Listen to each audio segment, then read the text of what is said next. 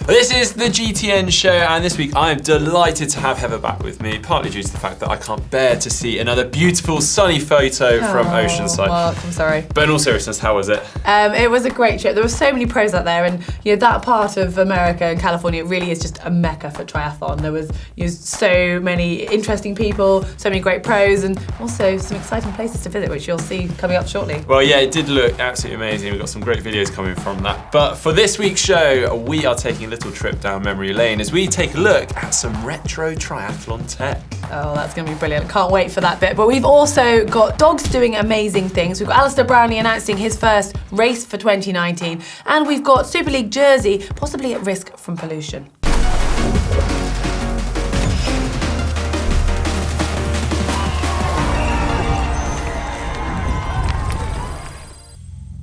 Now, Heather, I am incredibly jealous of Fraser and yourself because I understand whilst you're out in Oceanside, you got a tour of none other than Bob Babbitt's own home, which is essentially like a museum for triathlon. Yeah, there was a lot of tech there, Mark. You would have been super jealous. Well, Bob is pretty famous for his Breakfast with Bob that happens at Kona every year, but he's been kind of involved in triathlon since the very start of the sport, and he just has an encyclopedia of knowledge, but also, it turns out, a bit of an unofficial museum going on in his house. Well, yeah, the clips and the photos that I've seen looked amazing and also hilarious with Bob, so I thought we should take a look at some of those, which seems to be a bit of a retro triathlon tech theme. Yeah, the first one we've got are these bone conducting wraparound speakers. I mean, they are just hilarious. When he dug them out, none of us knew exactly what they were, and not really sure they're too efficient either.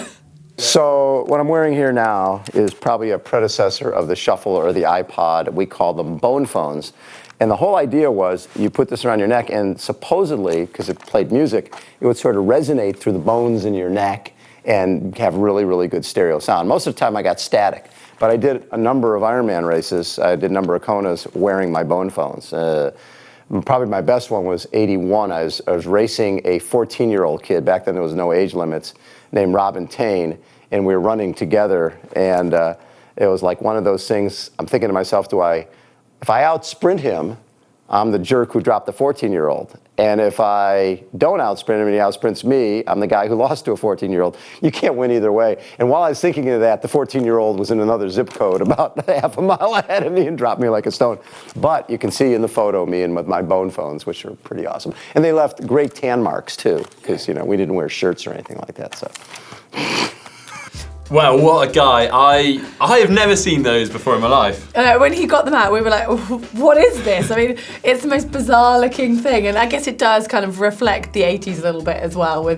Sadly, there weren't any batteries, so we can actually hear the sound, but I can't imagine it's going to be that great a quality. Yeah, I mean, in comparison to all the performance gear we get these days, that is almost like you're out for the day, almost like a boombox on your shoulder. Enjoy the moment. Well, a lot of retro cycling and triathlon gear has kind of died a death over the years. Like that, for instance. But one that I do think is really quite good is this next one. It's similar to the dropper seat post that we get in mountain biking, so changing that saddle height. But this one actually changes the position of our saddle. So this is one of my favorite products. We have a lot of products that have sort of come and go. This was a seat shifter. Mike Pigg used this. And the whole idea was if you're riding and you're climbing, you could slide this thing back, or it sort of works. Or you can slide it up. It slides up and back. And all you have to do is take your hand off the handlebars while you're going 30 miles an hour and push this thing that's behind you. But it was pretty heavy, but Mike Pigg and a number of other guys, they really swore by it. But seat shifter, here to stay, will last forever. It'll come back, I'm sure of it. Lionel use one in training. And next thing you know, everybody will be buying a seat shifter. Mark, I'm not sure about you, but sometimes a tri-bike, you feel like you're trying to adjust your position when you're on it for different terrains, so maybe it could be useful. Well, yeah, maybe there's a video in the making there, because we do often have our saddles right forward on a TT and triathlon bike, so actually coming to descending might be nice to shove that back, a bit more confident, can descend faster. Yeah, let's try and get hold of one, I think. Yeah, we shouldn't be laughing too much at this retro tech, but this next set of retro tech, I think we are allowed to have a little giggle at. We're moving to iron headwear. Take a look at these. So a couple of other products from through the years. We'll start with the Oakley over-the-tops, which came out for the Sydney Olympics in 2000. Nike was trying to get all their track and field guys to wear them. I always felt they were designed for people with no ears, but No, they were just to leave really funny tan lines on the top of your head. But they're pretty cool. But when you do run, they bounce quite a bit. And then, these were my favorite. Speedo came out with these. They're like, why have goggles in a cap when you could put goggles in a cap? And you just put this on like this, and boom, Olympian right here. Me and Michael Phelps. I'm in. Well, I can't actually remember any triathletes wearing those over-the-top glasses, but I do remember Frank Schlecker and David Miller wearing them in cycling. How about the Speedo cap? Yeah, well, I guess kind of, we're aging ourselves here, because I do remember that, actually. Yeah, and there was a guy in my swim squad at home who had one, and he was only a sprinter, so I'm not really sure it stayed on or worked for tumble turns. I don't know. I never tried one. I was always really intrigued by it. It's definitely looked kind of, sort of, I guess, intimidating to other competitors. Maybe that was the idea. Well, let's move to a poll here, because who wants one of those saddle shifters? We know that you do, Mark, but we want to know whether you guys do. So we've got 3 options here. Hell yes, no, and then why on earth would you want to move your saddle? Yeah, and you can enter that by just clicking up here. And if there's any other tech that you would like to see make a comeback that maybe we haven't featured today, then please do get involved in the comments section below, because there is tons of cool stuff out there. Remember, like the soft ride bikes and all that sort of stuff. We'd love to see your suggestions. Maybe if we've got some good ones, we can talk about them next week as well, just to keep this going a little bit longer, Mark. I know you love your tech. But anyway, moving back to last week's poll, when we asked you, how do we stop plastic entering our oceans? We obviously had that plastic special, and the answers are in from the poll. 3% of you said do a beach cleanup, 5% went with other. We've got a few suggestions in a moment.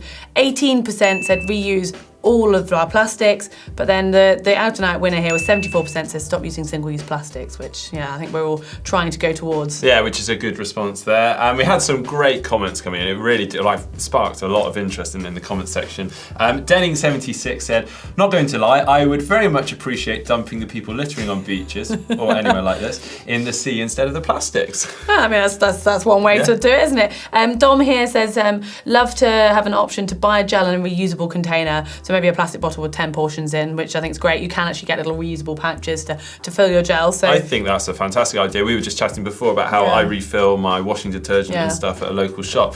And just like the amount of wrappers we go through, it does seem a bit unnecessary if you just fill up it's a such a pouch. tiny amount in it, isn't it? Great idea there. Yeah. Also, Opala picking swim, I quite like this one. Pick where you'll swim, as in pick up the rubbish, and then swim where you've picked. And also swims with shorts, so with pockets in, so you can put any rubbish in whilst swimming. But I mean, hopefully you don't find too much rubbish whilst you're swimming. But great idea. Yeah. Another one from Espen Johansson.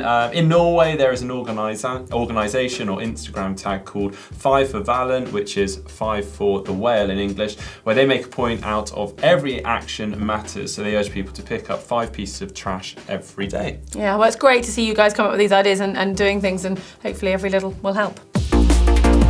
Well, now for the triathlon news, and you may remember back to last year with the Specialized Zwift Triathlon Academy. Talked about it a lot here on the channel. They had 4 athletes that they fully supported on their journey to qualify for and race at the Ironman World Championships. Yeah, well, this year they've stepped it up and they've actually doubled the size of the team.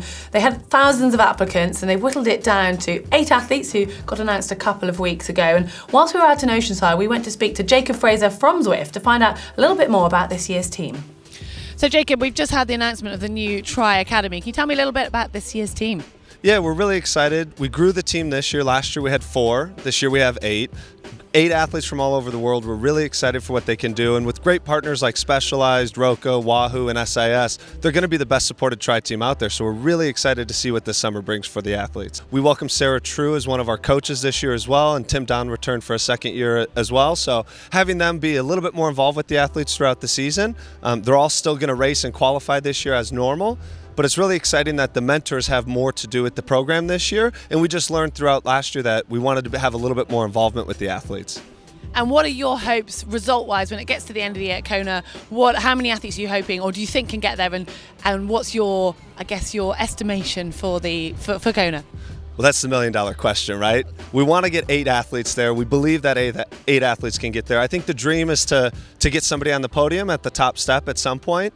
But more importantly, we want to make sure the athletes have a great journey to Kona and that they have the best race possible on the island. We all know how difficult it is to race on that island. So if we can get them there in good shape, the best support that they can have throughout the summer, I'm sure they'll perform excellently on the island. Well, best of luck to those athletes. I am super excited to see that all unfold this year. Yeah, well, with the season getting underway, it's exciting to see athletes starting to race. But sadly, we've seen an announcement from Flora Duffy saying that she's not actually going to be on the starting line at the WTS in Bermuda, you know, her home country where she won last year. She's still going to be there, but she's got an injury announcement. She said, sounds like a broken record, but brutal news to announce. After decent running in January and February, foot wasn't right, and she's had a MRI showing a tear in her posterior tibial tendon, which doesn't sound good. She's had been in a moon boot. She's obviously disguised it fairly well and been going through the training, but it sounds like she's just not going to be ready in time. So that's sad to see, but Flora, you know, we wish you the best of luck and hope to see you back racing very soon. Yeah, such a shame. Well, staying on this pro triathlete theme, we have news from Alistair Brownlee. His first race of the 2019 season is going to be at Ironman 70.3 Marbella, which is really exciting. That is the same race that we saw David McNamee and Chris Lieferman having their sprint finish for the top spot. Now, David McNamee isn't racing Marbella this year, but Chris Lieferman is, along with Andreas Streitz, who placed third there last year, Van Ranja, Andreas Rehler, Florian Anger, and Johan Ackermann. So that field is going to be absolutely stacked. Wow, that certainly is. Well, moving to a slightly different type of racing, talking about dogs. We mentioned it in the intro, but you know that we here at GTN do love our dogs. Oh, hello, dog. You alright, mate? Hey. Hello. Yeah. You should go down there, shouldn't you? Otherwise he's going to lick me in the mouth. You would never work with dogs.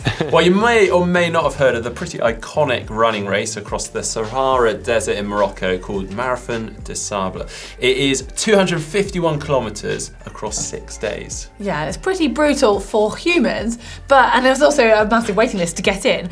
But there's actually been a new competitor this year who sort of casually joined on day 2. It was a dog. Now, this dog got nicknamed Cactus, unsurprisingly, and Cactus managed to continue for the whole trip, and by the final day actually got his own tracker so that people could follow him, and I ended up with a social media following, the hashtag Cactus the MDS dog, and completed the whole thing. Absolutely amazing. Quite a famous dog, I'd say now. He's going to really struggle to escape the paparazzi. Well, anyway, as if that wasn't enough dog chat, we also have more dog news for us. We do. This time it's the swimming dog, and there's been a dog that was rescued or found 130 miles off the coast of Thailand in the Gulf, and 2 nights on the oil rig. The dog was actually crane lifted to a passing ship and taken to the safety in southern Thailand, checked out by vets, and hopefully she is recovering well. Yeah, well, what an amazing story, and well, it must have been ferocious out there in the sea. I'm really sorry. Go on, Mark, you're on form today. Well, earlier we were talking a lot about retro triathlon tech. Now, on the other end of the spectrum, SRAM have just acquired PowerTap. Now, that is quite interesting. 2 power meter-based companies, although not directly competing, because PowerTap actually specialise in pedals and wheel hubs for the measurement of the power, whereas SRAM, well, much more in the crank and the spider. Now, I'd love to have more news on this, because actually, I mean, that is quite interesting itself, just the acquisition, but not much else is changing at the moment. Well, in other news, we've got Polar announcing a new athlete that they've just signed with, none other than Lucy Charles-Barkley, recent winner of the Ironman South Africa for the 2nd time and 2 times runner-up at Kona. Well, she joins a very strong team at Polar with the likes of Vicky Holland, Emma Pallant, Sebastian Keeney. And us. Oh yeah, of course, strong team.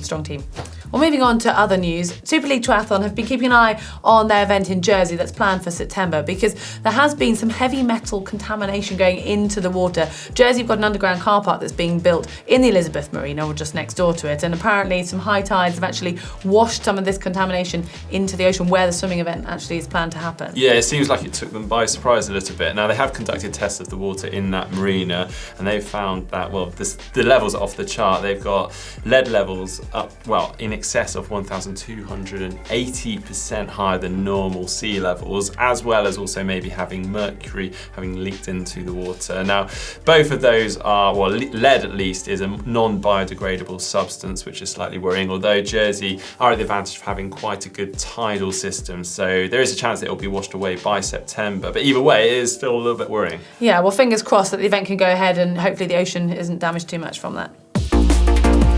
It's now time for race news, and we're going to start with Challenge Melbourne over in Australia. It was a 70.3 race, and on the women's side, the eventual three who ended up on the podium actually swam together. It was Amelia Watkinson, Annabelle Luxford and Radka Kalfelt, and it wasn't until the bike that Amelia Watkinson opened up a little bit of a margin of a lead, but then onto the run she opened that gap further with a 1:18 half marathon.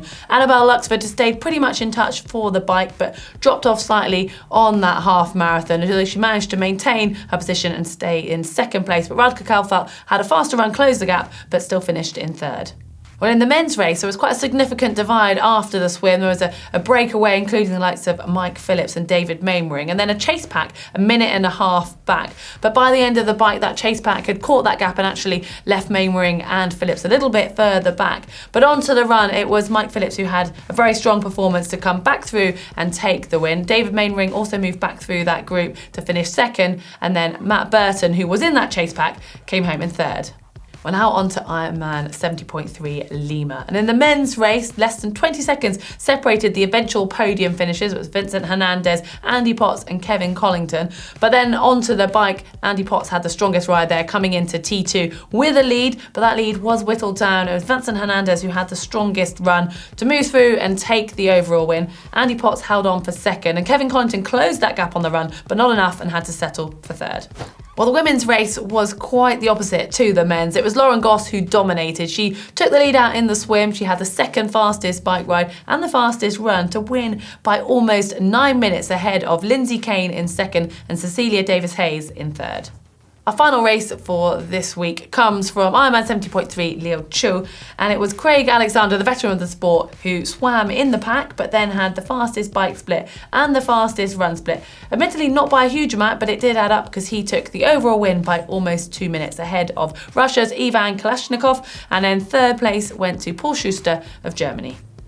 On the women's side, it didn't take Agnieszka Jerzyk very long to make up for the 34-second deficit she had after the swim. She clocked the fastest bike split and then had a very strong run as well to continue to open up that gap, and she ended up taking the title by almost 9 minutes ahead of Kelsey Withrow in second and Laura Dennis, who finished third. Okay, it's time to have a look at some of your photos. And to start with, we've got quite a few photos actually sent in by Joel Dela Cruz. We're going to start off by looking at his bike, this lovely looking Trek Speed Concept. And no points for guessing where Joel is from. He is Filipino. Look at that back wheel. Yeah, really good touch, isn't it? Like on the flag, it's got a nice little graphic with the colours all included. He also seems to like keeping all his race numbers, because those race numbers definitely don't match. They don't match, I can no. see 4 different numbers there. Really going to confuse the photographers at an event. Yeah, I mean, isn't such a beautiful bike. I think it doesn't need those numbers on it. And also really, does a it? very steep angle on that saddle. I Yeah. almost want to be falling off the front of it all the time. maybe. But very cool. But other than that, Mark loves it. Yeah, sorry, I do really like the bike and I love the decals on that back wheel. But they've also sent in a load of photos of their triathlon club, which is the Filipino International Triathlete Kuwait, or FIT-K. And a very big squad. Hashtag we swim, we bike, we run. That's good to know. yeah, that is good to know. But great, and some medals involved in a race as well. And it does say that Joel actually sent this picture of his bike just before 70.3 Oman. So great to see. Fantastic. Just recently raced. Well, I'm moving guessing. on, we've got something quite fun here, and this is sent in by Adam Madge, and they said, keeping up my training during lambing season. Yeah, I love this one. I mean, yeah, it's obviously a bit chilly out there. He's out in the barn with the sheep, got a woolly hat on for his turbo session, and a little accessory in a cute, fairly newly born lamb. I was going to say, very new, yeah. Very cute. Yeah, that's commitment to the job there. Now, another one sent in by Kenny McAllister, and this one is an indoor Paincave, and they're actually on a cyclocross bike. So this is a Specialized Crux, which I absolutely love. But they have been on the turbo for 4 hours 45, done a total of 100 miles. They've obviously gone bang on for that 100, well, 0.4. Just to be safe, you don't want Strava counting it back, do you? But interestingly, 3,120 feet of elevation. While staying in their living room. Yeah, but I'm guessing they're on Zwift, so lovely Pretty setup today, there though. Although I do have a slight complaint. Oh, and another one. They've got a GTN towel there, not a GTN towel. Oh, that's a bit cheeky, isn't it? Yeah, sent it into Although, GTN. And, maybe it matches their bike. Yeah, true. Well, do please keep sending in your photos using our photo uploads, because we do love running Yeah, through and them. make sure you send in some details with those as well. We'd love to know where you're training, what you're training for, and a bit more detail about your bike in your pain cave. But now time for the GTN Caption competition, your chance to win a GTN swim cap. Now last week's photo for the Caption Comp was from the ITU New Plymouth World Cup race, where Javier Gomez was congratulating the winner, Luke Villian, and, well, the captions are in. Yeah, we've got a runner-up this week from Joseph S. Hayden, who says, "Congrats, but your zipper is down." And the winner, though, this week is from Teletext45, said, 1, 2, 3, 4, I declare a thumb war.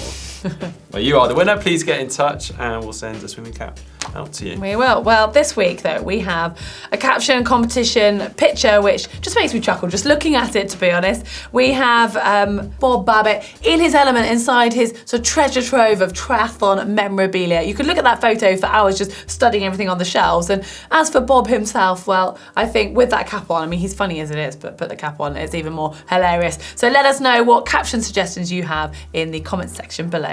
Well, moving on from that, we had a fantastic video coming out on Sunday, and that came from Oceanside, and it was with professional triathlete Leslie Patterson. It was called How Not to Yourself.